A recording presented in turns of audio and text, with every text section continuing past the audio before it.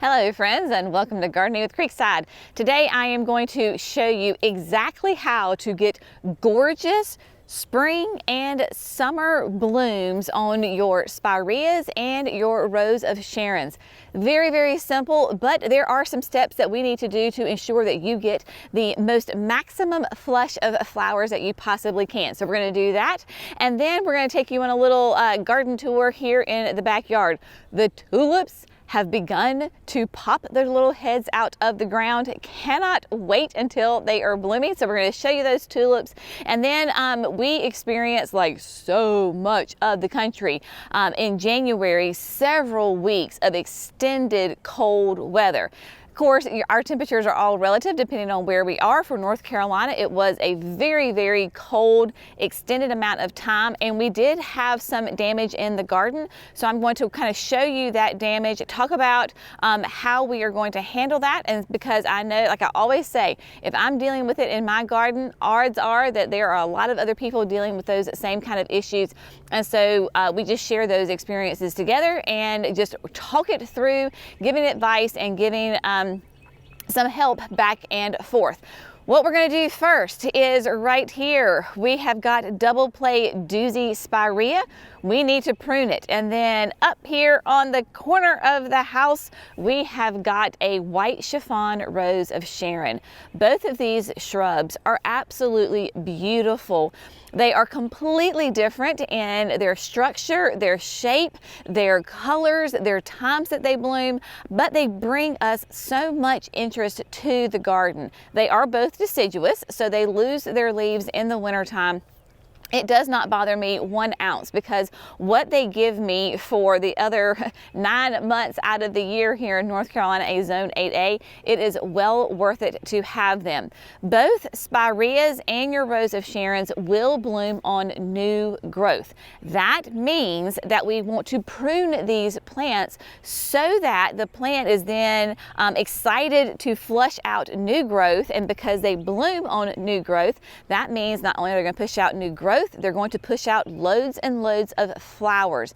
So I'm going to walk you through how to do that, because pruning is probably the #1 question, hesitation, source of fear and anxiety, especially for new gardeners, because they're afraid they're going to mess up the plant. I'm going to take all of that fear out for you and just walk you through, and then of course talk about the plants and show you some beautiful pictures of how they look in the garden. So what we're going to do first is we're going to do the double play doozy spireas, and then we'll head up and do the white chiffon Rose of Sharon. First on the list is the double play doozy spireas. I have 5 of these spireas along here in the flower bed behind the seeding wall. Behind those, I have the incredible hydrangeas. Went ahead and pruned those this past weekend. If you need tips on how to prune your hydrangeas step by step, I have a video linked up above and in the video description, so you can check that out. So if you have questions about pruning your hydrangeas, look at that. Double play doozy spirea is a beautiful deciduous shrub that is hardy in zones 3 to 8. I am a zone 8A. This is in full sun. It is cloudy today, but it gets sun up to sun down. So even though they're hardy to a zone 8, me being an 8A, full hot sun, they do fantastic. This bed is on drip irrigation, but it's not a ton. We have clay soil. I don't need to add a ton of water to my soil. And so they've been in here, this would be year 4, I want to say. So definitely this would be, they have gone past the sleep, creep, and leap. So they are definitely in a mature state, and so I'm going to prune them accordingly. If you have brand new spireas, maybe you just planted in the fall, you still need to prune them. However, maybe instead of taking off 10 inches of growth, you maybe only take off 1 inch of growth. You can safely prune your spireas easily by 1/3 to 1/4. I'm probably going to go more to the half. I'm going to take off at least half of the total plant size because they are mature, and I want to keep them super nice and tight and thick. I don't want them getting tall and spindly. So what we're going to do, there are 2 ways you can do this. You can do it the Jenny way, which is going to be the fast and easy way because Jenny has her hedge trimmers. So I'm literally going to take them and absolutely just, I'm going to take them back by 1/2. I am not going to be particular of cutting right above where 2 little leaf buds are going to come out. I'm going to shape it. That is it. Overall general shape, I'm cutting it back by 1/2 because these are nice and mature and I want to kind of keep them that nice tight size.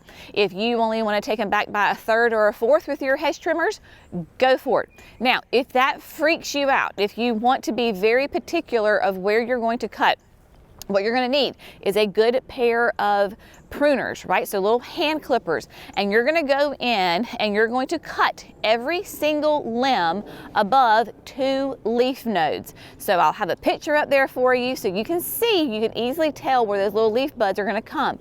It is February in here in North Carolina, y'all, and things are waking up. I do not look at my gardening chore list according to the calendar as far as like, okay, spring officially starts on this date, this is when I'm going to do it.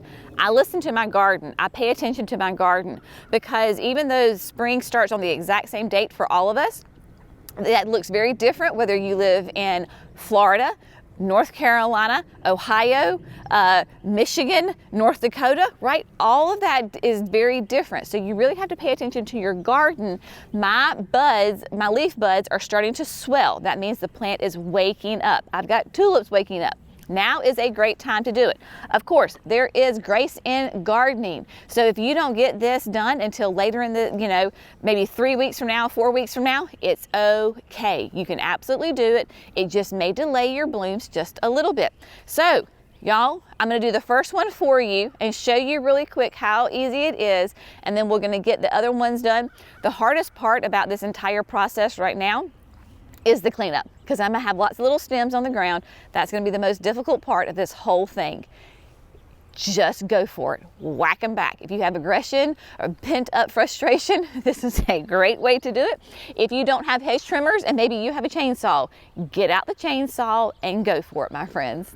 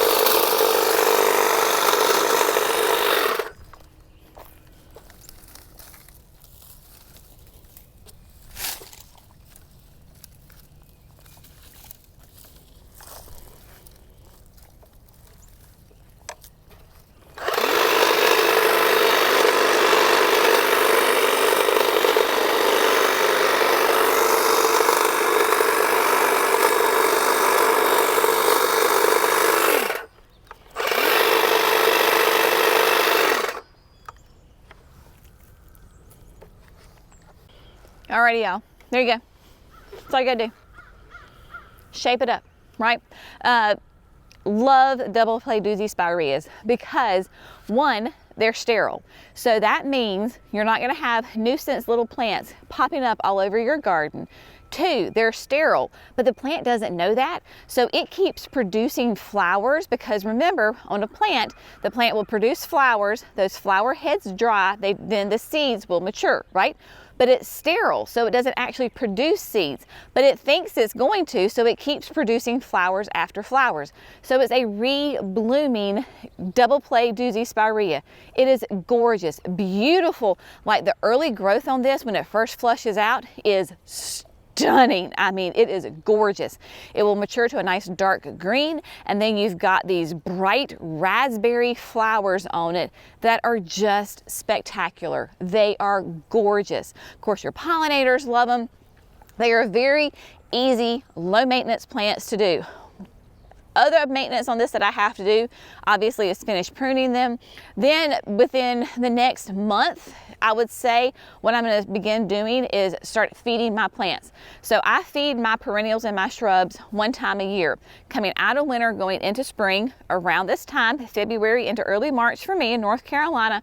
And so I will just give them a nice dose of a slow release fertilizer. For me, that's Plant Tone. It's my Swiss Army knife. It takes care of everything. So I will just come, I will shake it around, maybe zhuzh it in the mulch a little bit. Preferably if you can do it before a rain, that will help with the odor, because the tones do have quite the odor. So just zhuzh it in, let it rain, and then walk away. That's all you have to do. If you want to keep them a little bit tighter, you absolutely, like throughout the gardening season, the growing season, you can prune them selectively or take your hedge trimmers to them again. And that way, of course, you get a brand new full flush of growth. If you don't want to do that, you absolutely do not have to do that, but you're going to continue to get flowers on them. So I have got 4 more in this flower bed, and then in the flower bed right in front of me, I have got 3 to do. So this will not take me long at all, just to trim them back. Like I said, the worst part is going to be the cleanup, and then we're going to do the Rose of Sharon.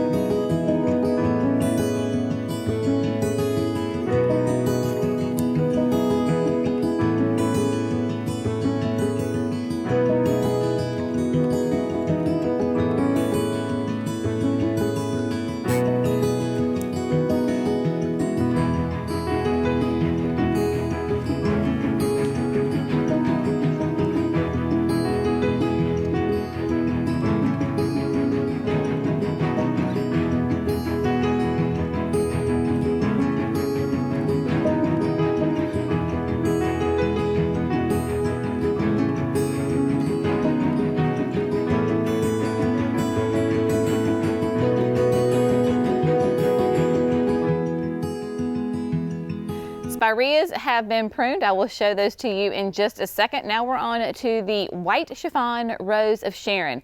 If you're not familiar with the white chiffon Rose of Sharon, there is a whole chiffon series from Proven Winners. They are all double flowers, very beautiful. Roses of Sharon can get in that, they're a little bit bigger, right? 8 to 12 tall, 5 to 6 wide. Now, I realize that I am battling a big shrub here on the corner of the house, but I absolutely love it because those 3 seasons of the year, spring, summer, and fall, they give us a beautiful hedge of privacy right here for the patio. Your white chiffon is going to be hardy in zones 5 to 9. Again, blooms on new growth. So because I am trying to keep her contained here, I am pruning her accordingly. We do have a David Austin right here, and sometimes the Rose of Sharon can outshadow the rose.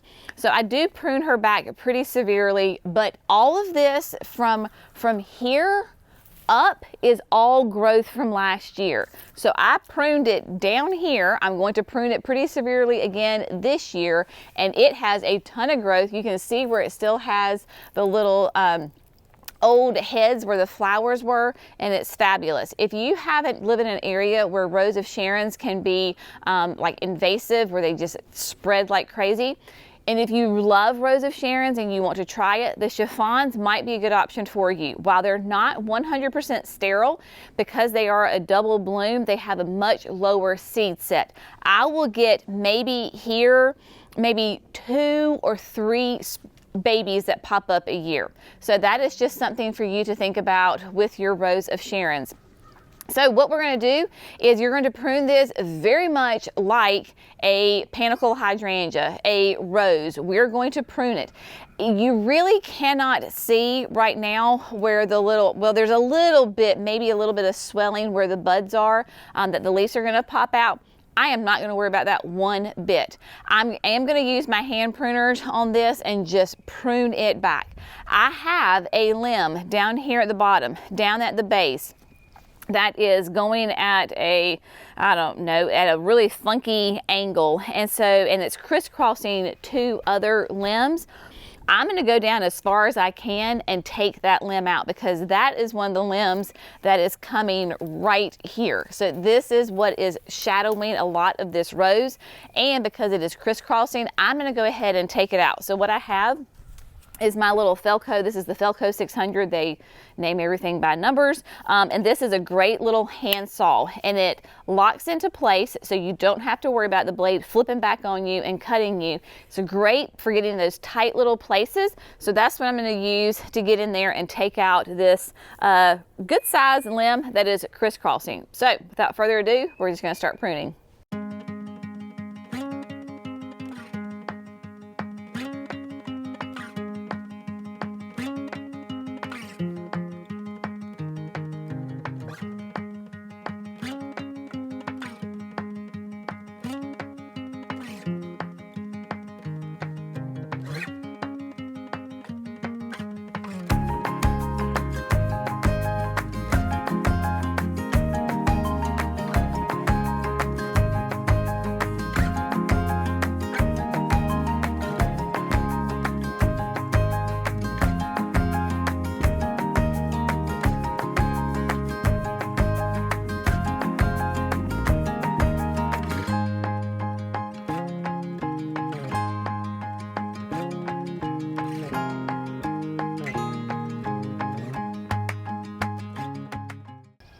My friends, that is quite the dramatic pruning job on the old white chiffon Rose of Sharon.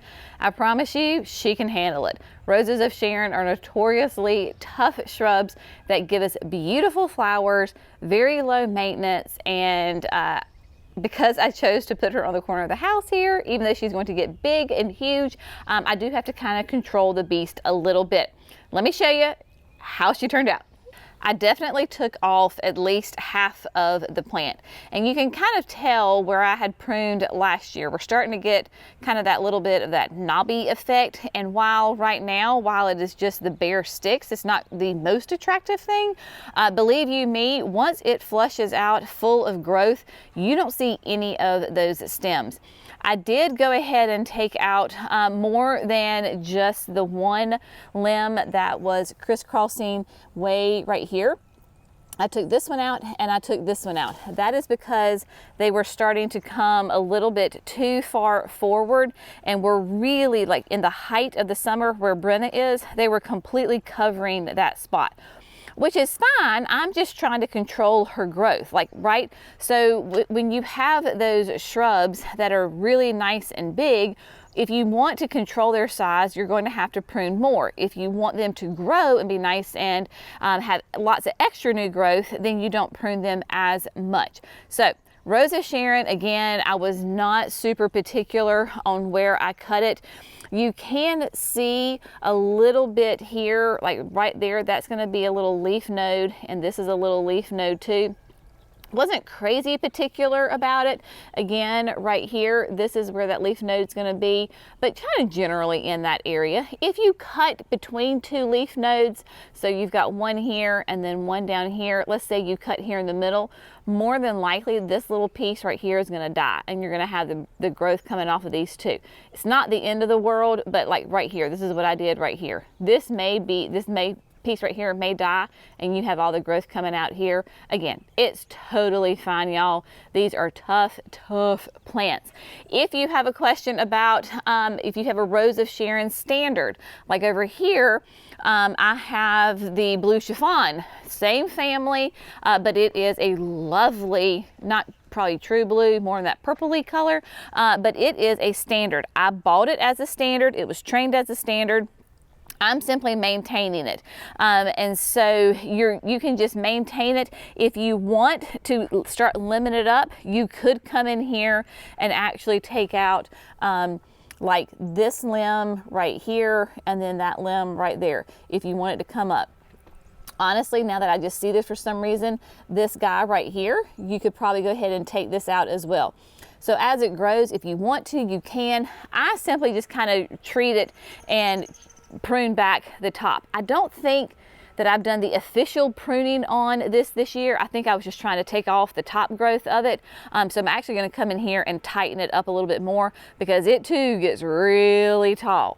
Now, the fun stuff. Let's talk about the tulips that are sprouting. We're going to hit up here on top of where the deck boxes are. Y'all, can y'all see all those sweet those little green heads poking out of the ground? Are they not great? Oh my gosh. So this is the Shocks and Struts blend. That is the only tulips that are back here. It is all the same blend of tulips from our friends at Color Blends. So all the tulips here in the backyard are going to be the exact same. So same color, same shade, everything to give it lots of gorgeous consistency. Those tulips are everywhere, y'all. So they're only in the deck boxes. So the deck boxes only have the tulips in them. Then they're down here below the Rose of Sharon and these two David Austins. They go around the entire perimeter of the raised beds. So they're right here in front of the boxwoods and the camellias. They are starting to come up. Oh my goodness, I can't work the camera. Let me flip it around, let me show you. This area really is like the hottest part of our entire garden. And so it makes the most sense that these are coming up first. With the tulips here, I just planted them in little areas right here so that, because obviously I'm not going to plant them underneath the boxwoods and the camellias. So put them in here in little pockets. And then of course they go all the way around over here. The roses have been pruned. If you need help on learning how to prune your roses, you can check out that video where I went step by step through and did all that for you. This past Saturday was absolutely a gorgeous day, and so Jerry and I were doing a campfire at the fire pit, and I came through and I pruned yin and yang. Those are the beautiful David I viburnums right here. These are gorgeous evergreen viburnums. And then behind them is the little quickfire hydrangea. Y'all, they were massive. They were huge. I pruned them. The little quickfire is very much like any of your other panicle hydrangeas. You want to prune it so that you get lots of that beautiful new growth, gorgeous flowers. Yin and yang, it just depends on where you have it. Obviously, I have it in a more compact area right here, and these viburnums will flower and put on little blue fruit, little blue berries. By pruning it like I did, I cut all that off. But you know what? I don't care, because as soon as we get some consistently warm temperatures, they're going to flush out, and I really grow them for that beautiful growth. You can see like this little guy right here is in the center. That would be where a flower would come up. So you have it right here and then one right there as well. But look at that foliage. Is it not gorgeous? Beautiful, nice, rich green on it. And this is after those crazy cold temperatures that we had consistently, but these handled it like absolute champions. The rest of this bed is pretty much done. I had pruned my Sugar Shack button bush. It blooms on new growth. My Edgeworthia is going to be popping out in stunning flowers and fragrance here before we know it. After it flowers, then I will prune it. I am not pruning it right now. If you have pansies and violas, if you're a southerner like me and you can do them here in the south, and your pansies and violas look like this after those crazy cold temperatures, this is the perfect time to go ahead and use some of that Proven Winners water-soluble fertilizer. Give them a shot of food. They will be so incredibly happy and do really, really well. If you have evergreen shrubs that have had some damage from those cold temperatures, so you can see a little bit of the brown tip here on the jukebox, that is winter damage. That cold damage. Don't do anything, just leave it alone. If the leaves die, they will fall off, but right now they're still holding on, so just leave them alone. You can give them a little shot of fertilizer. If you want it, you know, they need to have a little gentle shaping and pruning, you can do that, but don't freak out over things that maybe look a little burnt or a little sad. Once we get some consistently warm temperatures and spring starts to come around, if you need to prune it, you can give it a shot of food and it'll be just fine. The Lenten roses, the hellebores, could absolutely care less about those cold temperatures. They are as happy can be. I have 2 that are blooming in this flower bed. Don't ask me what the names are because I don't remember. These have been here for forever, but look at those hellebores. Gorgeous, absolutely stunning. So you have this nice soft creamy one, and then look at this one. This one really has been here for years. What they would consider like a black hellebore, near deep purple, beautiful flowers. She has been blooming for several weeks now.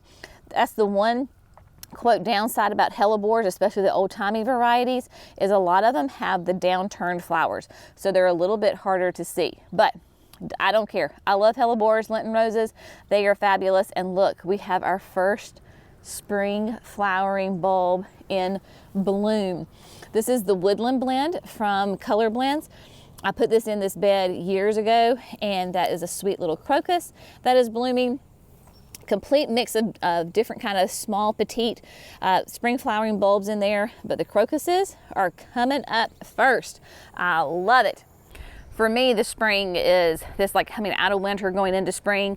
So February, March, it all depends on the weather, is one of the busiest times in the garden. But I love it because it's so much fun because it involves a lot of pruning. And I get this weird satisfaction out of pruning plants because it's out with the old, because I know the new is coming, and it makes me very happy. So I personally love this kind of pruning because I can just piddle in the garden. That's what Mimi and I call it. We're puttering around. We're going from this to that, still being very productive, but there's no stress, right? There's no pressure.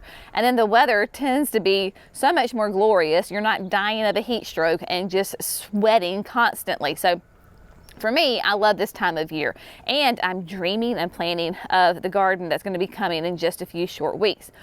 If you have an area like this bed, totally has been neglected, have not touched it at all. We're calling this the Emperor One because there is an Emperor One Japanese maple that we planted in here.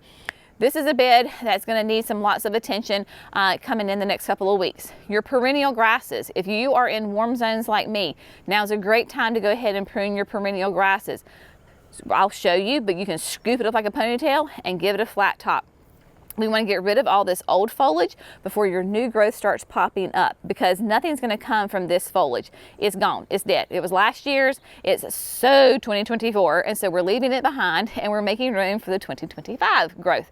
Scoop it up, cut it. You can use hedge trimmers, you can use chainsaw, you can use pruners, you can use like a manual saw, whatever. Just cut it to the ground before all that brand new growth starts coming up. So do that with your grasses. You can see that I've got lemon coral in here that I love it in here. Right now, this is the worst that it's going to look all year. So we need to go ahead and get this cleaned up. And then really there's nothing else to do in there other than I need to fertilize when it is time and then lay down some fresh mulch. So there you go. That's something that we can always be doing, right? Trimming back some of those perennials, mulching, fertilizing, you name it, we got it. Now, my camellias right back here at the garden shed, they took a big hit in the cold. Let me show you what they look like, so if yours look like these too, you won't freak out. If you have tea olives, we're going to get to the camellias in just a second, but if you have tea olives, sweet osmanthus, this is going to be going into that time where it's a great time to go ahead and prune them. They bloom on old growth, so you may get a little flush of flowers, you know, when temperatures start to warm up a little bit, or you may not. If you have the time, go ahead and do it now. Totally up to you. I am going to prune these because I want them to be nice and tight and compact. You can see all that top growth is really kind of thin and spindly. All that is from last year. All that growth is from last year. What I want is more of this really, see how nice and dark green that is and tight and compact? We're going for creating a privacy hedge here. So what I'll do is I'll just come in and take off the tops. Again, I've showed you this many times out front. I'm sure I will show it to you again. But basically, again, it's the same thing. You're gonna notice a theme, y'all. When you come in here and prune, it doesn't matter. You find this actually has a leaf, not a leaf node, but you have 2 leaves, come in, prune it right above there. When you do that, these 2 leaves are going to turn into branches and they're going to get nice and thick and full. So that's what I'm going to do. You absolutely can use hedge trimmers. I personally choose to do it with the hand pruners because when I use the pruners, and inevitably you're going to cut like a bunch of leaves, and they're going to be cut in half or tipped, and then that tip turns brown. And with us having the signature experience in the end of June, I want these to be look as fresh and as pretty as possible. And so that's why I come in here and I am much more selective on how I prune it. So like a little tip for me, you can see like this long one right here, I probably would prune it all the way back here because I want it to be nice and thick and full. So that's what I will do here coming in the next couple of weeks. If you have some poor little violas that look like this after those cold temperatures, there's a couple of things you can do. One, you could come in here and just snip all this off. This is, y'all, this is because it got so cold. Just snip all this off. You've got some new growth coming here. Do some water soluble fertilizer and leave it alone. Warmer temperatures, they'll pop back up. Or, you know, if that just drives you crazy, pop them out, go to your local garden center, find some really cute, maybe they have some hellebores or something like that, and just replant it. So those are your options for that. Here we have early wonder camellia. And look, oh my goodness, y'all, look. I see a little flower bud popping up. Look, there she is. See? You know what? There is a beauty amongst the damage. Early wonder is called that because it is a sasanqua that blooms early in the season. You can see that these were the old buds from this fall, right? So that's why she's called early wonder. Sasanquas typically bloom this time of year, and then we have that sweet one down there. If you have damage like this, again, this is cold, so you've got spotting on it. This is just the cold damage from it because we were so consistently cold for such a long time. Don't worry about it, y'all. Once this plant gets warm temperatures, she's not dead. It's fine. You can come through there and pop off those old blooms. She will pop back out with beautiful, shiny new foliage. Use some holly tone on her and give her some fertilizer, and they will be fine. So don't freak out if your camellias look like this. It's just because they went through a really cold winter and they just need a little love. I hope this has been helpful for you today to learn how to prune those spireas, prune those Rose of Sharons, anything that's in your garden. Just, of course, a little bit of education and help, because I know that sometimes it is a little bit confusing, especially if you're new to gardening. And so here in the South, we have to do things a little differently on the calendar wise, and different because of the heat and humidity that we suffer through this summertime. But man, this time of year, it's great. I know the Weather Channel said today is dreary. Well, yesterday was like 82, I want to say. In February, we were in shorts and t-shirts and sweating. We were in the greenhouse, but still quite warm. This is a little more seasonal, but this is a great time to be out in the garden. It's not crazy cold. It's not crazy hot. It's not raining. Go out there and piddle if you can. In fact, on Saturday when we were out here, Jerry said something about, I couldn't wait to get the fountain going. He goes, well, honey, just go ahead and start it. He said, it's not going to be freezing anytime soon because we don't have any crazy cold temperatures on the forecast for a long time. So if it makes you happy to start your fountain, go start your fountain, my friends. You do not have to wait until a certain time to do something. It is your garden. Enjoy it. Remember, gardening is supposed to be fun and enjoyable, and it brings me great joy to hear that water tinkling again in the garden for sure. And I know that before long, We're going to see beautiful growth on those spireas. They're going to have that beautiful flush of colors followed by those flowers. It is going to be a spectacular season. So wherever you are on your gardening journey, wherever you are in the country, I know some of you are still very much buried in snow and it's very cold. You can live vicariously through us. Just save this video, come back to it when it's more appropriate for your time. Use that information so that you can have gorgeous flowers this summer as well. We hope you found this fun, informative, inspirational. Y'all have an amazing day. We'll see you in the next video. Bye, friends.